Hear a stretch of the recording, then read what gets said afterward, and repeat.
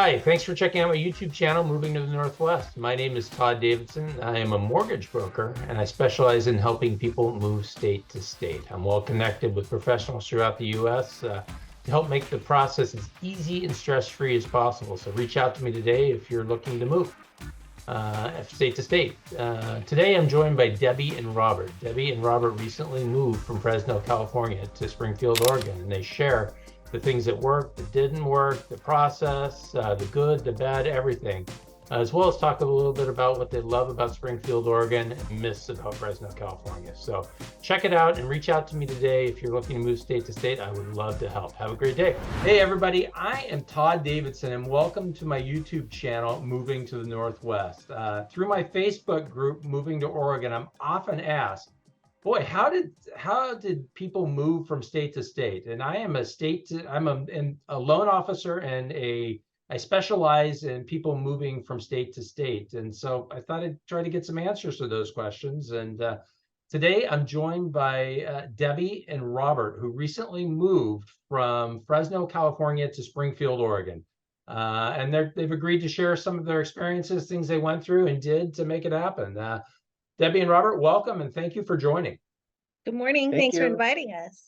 Great. And so I've just got some questions that it seems like everybody tends to ask, and I'll just kind of run through them. And if you guys will answer them, and I think people will get a good idea about how you went about it. I mean, nothing's always perfect or the same way for everybody, but at least to give them a good idea. What made you pick Springfield? What prompted your move to begin with? Initially, my brother has lived in Springfield area, Eugene Springfield area for 20 plus years now. And I would come up almost every summer. About 2009, I started coming up. I think he had moved up here originally with his first wife, who's now deceased, about 2005, maybe a little before then. Anyways, I'd come up almost annually during the summer, escape the heat, come up and visit. 2016, I just didn't want to go back. I was ready to stay here closer to my brother. He's my only remaining immediate family member. We have other family, more extended family, but we never grew up with them. They're in the Midwest. And so I just felt really that I wanted to be here with them and planned on moving up that year, filed for a job, applied for a job, got an interview, did the interview, didn't get the interview, didn't get the job. So I thought, okay, something else will come along eventually. And then the Fresno is always hot during the summer. It's just getting hotter every year. The heat is hotter. It's extended longer, the drought, except for this past winter, of course. And I just couldn't handle it anymore. So I went back into looking online at the city job offers, the utility board job offers, that type of thing. And it happened that the fire department here, Eugene Springfield Fire Department, had a job position that was my job that I was doing in Fresno. So I applied for that, came up and interviewed, and was offered the position after second interviews a week later. And then it was like a 4 to 5 month process. I didn't know. I came up for the initial interview in June, mid-June, and I didn't know until the end of September whether I would have the job or not. So it was an extended process. So anyways, family and the weather were the big two motivating factors. Okay. It seems like a lot of people moving from California. I mean, that's a lot of it. I mean, the weather, it seems like like you said, it just gets hotter every year. And yeah, the Central Valley is pretty hot. It went average heat, triple digit days was 30, and then 32, and then 34, and then it jumped to 70 a couple of years ago. So yeah. So how has it been? I know you moved earlier in the year to Springfield. Was it an adjustment, the weather, getting used to Oregon weather, a little bit more rainfall? not really, because we knew what to anticipate. Although I do have to say about mid-April, I was ready for some consistent sunshine. Yeah. And it wasn't usually am as consistent for well a little too. while after So that. I've lived here most of my life, and I'm ready for it as well. So Yeah, I was ready for the sun to be a little more consistent, but no, absolutely loving it. Loved the winter. loved the summer. I heard from several people who said the summer was so warm up here, and I'm like, it has been amazing. We are loving it. I'm astonished that the leaves are starting to change color on some of the trees already, because Yeah. that didn't happen until November in Fresno. Yeah, no, it's certainly if you, I mean, you hear about Oregon's rainfall and some of the gray skies, but the summers more than make up for it, in my Oh, opinion. So, beautiful. Yeah. I mean, where you talked a little bit about the job as maybe the first, figuring out wanted to move because of family, then the job. I mean, what were the next steps involved in kind of sorting everything out? Absolutely. I mean, we weren't going to make the move without me having a job. My husband's retired, lucky. So, but I still have to work and bring home some money. So, uh, yeah, that had to be number one. And not everybody has to worry about that. I know from the Moving to Oregon group, I see a lot of comments in there that healthcare and teaching are wide open fields. So if somebody has that kind of background, they're pretty set statewide for the most part, from my understanding of just the various comments. Yeah. But for me, I wasn't going to, take that chance and just try to get in at a beginning position somewhere. So yeah, so it was getting the job, and then, like my husband mentioned, Robert mentioned, we came up to look for some houses the end of October last year, 2022, and then getting our home sold in Fresno. And that, as you know, Todd, everything was a little bit of a fiasco for us at first. It was a little bit of an ordeal. Their original realtor, we checked the first house we put the offer on, they was contingent upon the sale of our home. They were concerned about that. Their realtor wanted to know how the sale was going. We checked in with our original realtor, and he had zero interest, zero showings. So we fired him and hired a friend of ours from work who's a hustler. His side job is realtor, and he hustles. And within 5 days, he had people coming in to view the home and two offers, and so it worked out really well. But it's just a process.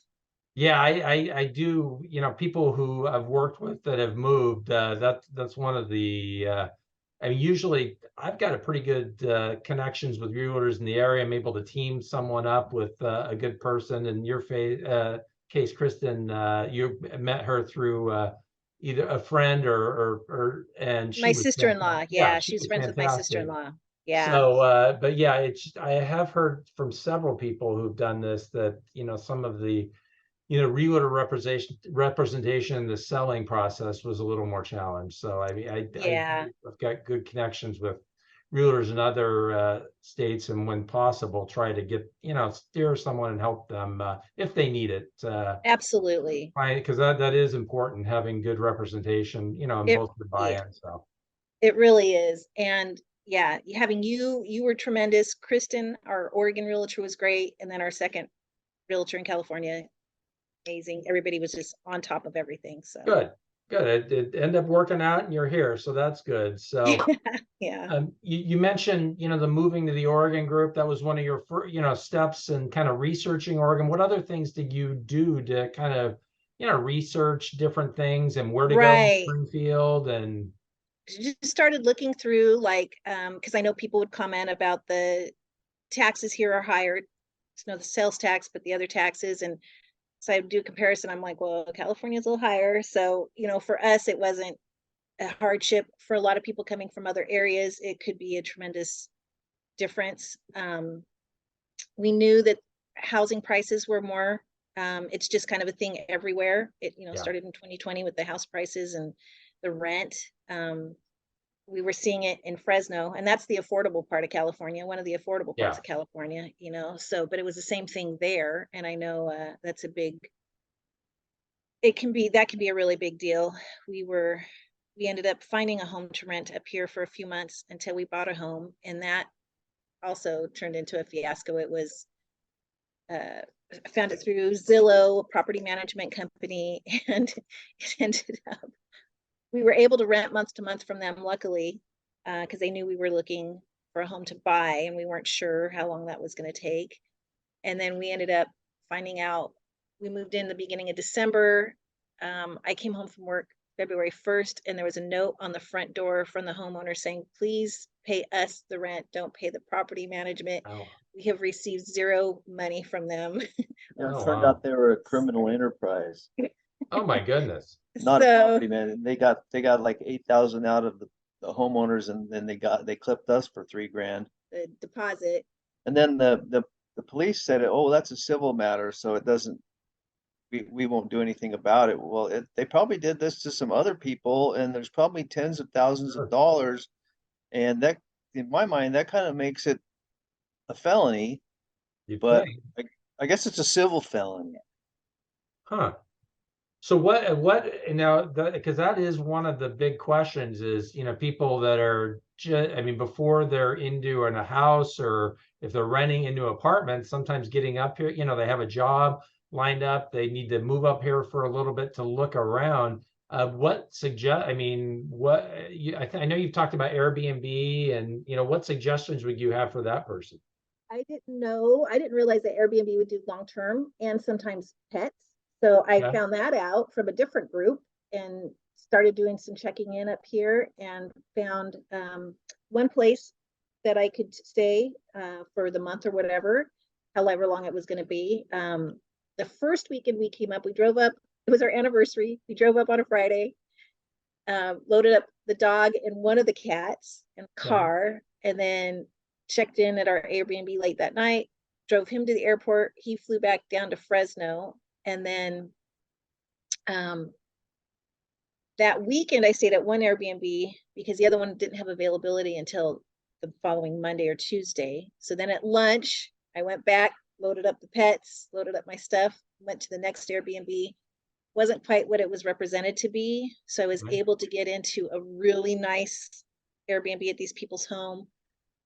And that was my landing spot for about a month. We came up on a Friday, and then 4 weeks later on a Friday, he got here with the remaining cats and safe and intact. But yeah, checking into rentals. And the rentals are really hard. It's a lot different than the last time I rented a place. And that was just, we moved out of my last rental was in 2018 when we bought our home. So it hadn't been that long ago. Yeah. But you can't just call and talk to somebody now. You have to do this online application process first before Yeah. you can even really see a place to see if it's something that you're interested in. And that's, I think, same with apartments as well. It's just odd. And I'm of a generation where I'm like, well, I want to go see it first, Yeah. so. Yeah. But it just doing a little bit of homework, checking into that kind of thing, because Okay. it's a little work, it's a little effort, that's for sure. And it's stressful because you're trying to move, you're trying to land, Yeah. you're trying to, Sure. it's a lot. So kind of the long-term Airbnb was a good resource for you for that then. It really worked out well for me. It was a little pricey, but it included all of the utilities, Okay. including the Wi-Fi. They had a common space that had the washer and dryer, and I was able to use their washer and dryer. They had an enclosed space where I could let the cat and dog out.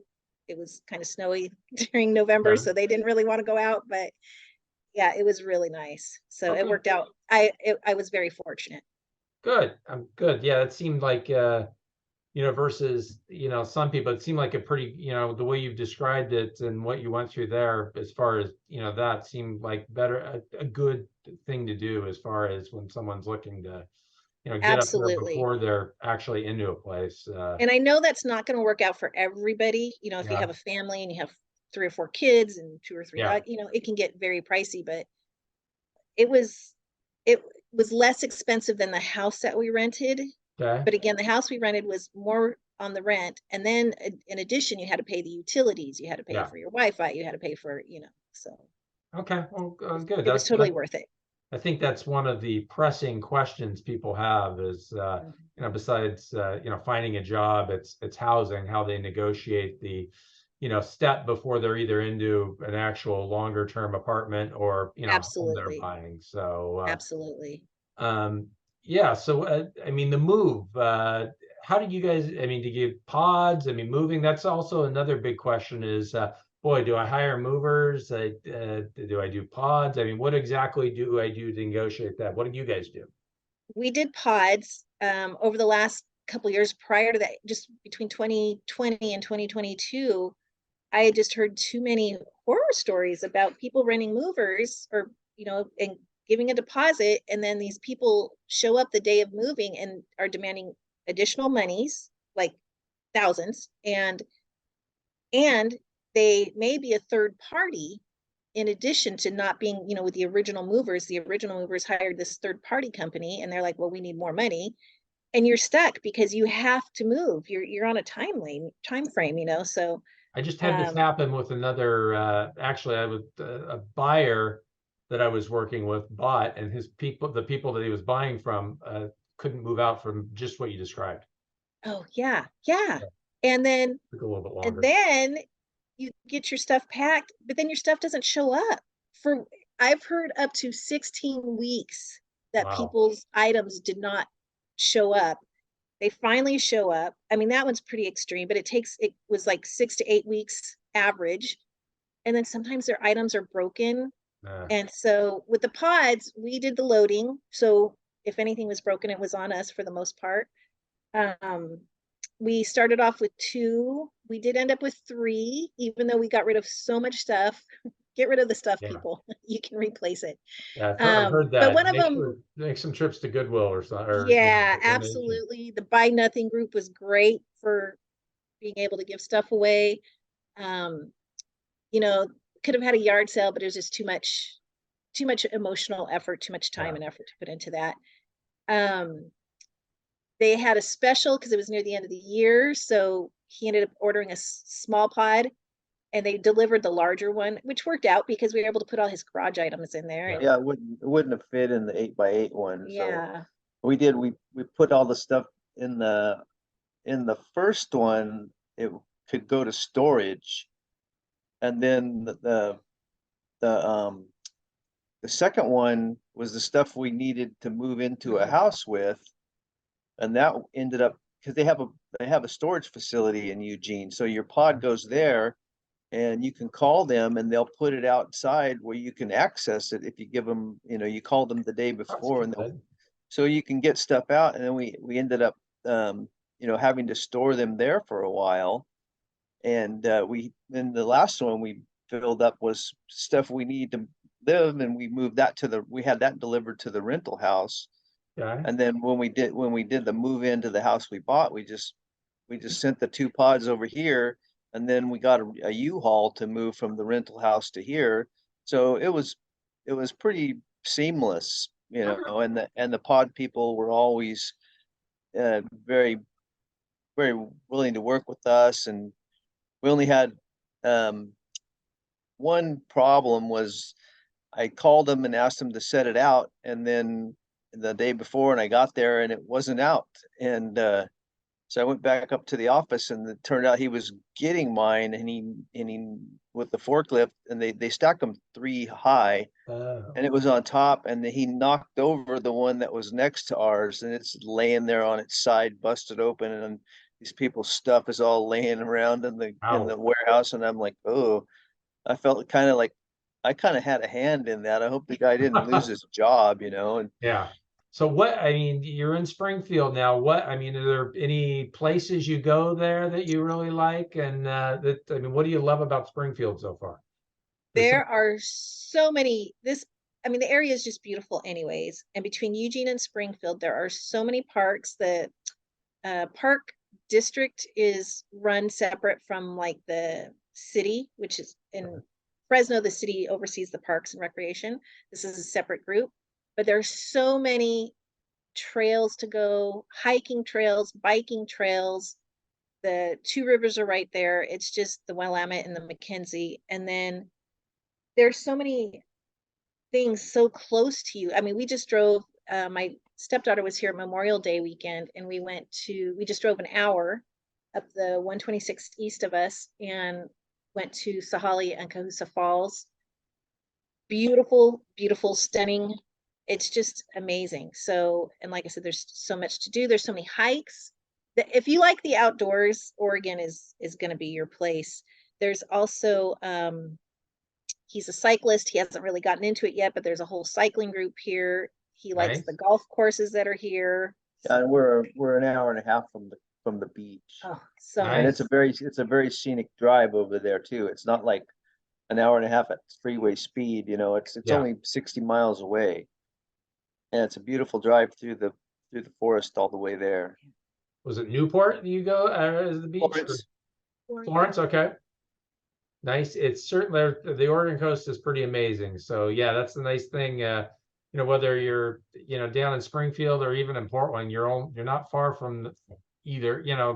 Coastal city, a nice coastal city. So Correct, yeah. Yeah, it's they have a lighthouse there, and then the world's largest sea lion cave also. So that's a big tourist attraction, and you can see the lighthouse from the sea lion cave. So then after you go to the sea lion cave, you go on over to the lighthouse and check it out. It's a short hike up a dirt road, the access road that they don't let people up to the lighthouse, so you have to walk to it. But okay. really Yeah, it's nice certainly way a to lot spend to the do in afternoon. your area for sure. And Absolutely. it's easy to make a day trip out of it. When that's Yeah. what we did, then I think there were 3 days here that the temperature was 100 or more, Yeah. and the highest was 103, and we went to the beach that day. Nice. And we never saw the 100-degree temperature, you know, so because we came home and it was under 100 by then. So Nice. There's a That's lot a of smart different, thing to do. yeah, Want to get there's a some- lot of different festivals, there's car shows, there's all kinds of I know they've had a couple of different like gun and knife shows come through at the Lane County Fairgrounds. So anything that you're interested in, for the most part, you're covered. home and garden stuff Yeah. galore. What do you miss about Fresno? Our friends. Yeah. Yeah, and Debbie has like work people, so and like for me, if I want to talk to somebody, I'm usually putting out money. Like I go to the coffee kiosk and buy a coffee drink, and they talk to me, you know, We need to or join it's that cycling group. yeah. I when I cycle, I prefer to cycle alone Okay. because I think it's safer that way. Yeah. So you're not distracted and trying not to run into the person in front of you while you're still watching your rearview mirror to see if the cars are going to hit you from behind. So I like to do that by myself, and in a group, you never get to go the speed you want to go. You Yeah. know, you're going at their pace. It might be too slow or too fast, and then you end up getting fatigued and not having a good time. So, Yeah. but I'd like to do the occasional um like organized event where you can stop along the way 3 or 4 places and get a snack. They have support there, and like I just missed out on Like Ride the Oregon. Rim at Crater Oh, Lake. yeah. That was Saturday and the Saturday previous. I'm still trying to put a bike together for that, and I got parts that are places where I'm not sure, and I finally found the accessories to get the thing put together, and then maybe I should get in a little bit of shape, so Well, I'm hoping Cycle that. Oregon's another good one to check out. It's every year, so that there's definitely some bigger bike events, but like you said, there's a lot of solo roads and highways that are, less traveled that one can do that as well. So, what I mean, what's the biggest difference adjustment for you guys from Fresno to Springfield? Well, I think the biggest adjustment, which in a positive way, is just the weather, Yeah. for me. I can't think of really a negative impact except for the one thing I don't like, and I think we're both on board with this, is the 4th of July. There's a lot of illegal fireworks, Yeah. and we're out in the Thurston area of Springfield, and there's a mountain there, and there's a lot of trees, and the weather is changing. Even though we're loving it, it's drier sooner. It's not Yeah. raining as often. The fire potential is much higher, and so the illegal fireworks is something that we're both in the fire industry. He's a retired firefighter. I Yeah. work in fire prevention. So it's really frustrating. And then we have neighbors like just 2 doors down letting off mortars, and it wasn't illegal fireworks were a thing in Fresno very much so, but just not so close to us. And we didn't have as much potential for catastrophic fires. You know, there would be structure fires, people's homes would catch fire, Yeah. which is not to say that's not catastrophic. It is, but it's not a whole community, you Yeah. know, being put in jeopardy. So. Got it. My last real question is, what advice, what's the biggest advice you'd have anyone moving, you know, from California to Oregon or just even state to state? Just do it.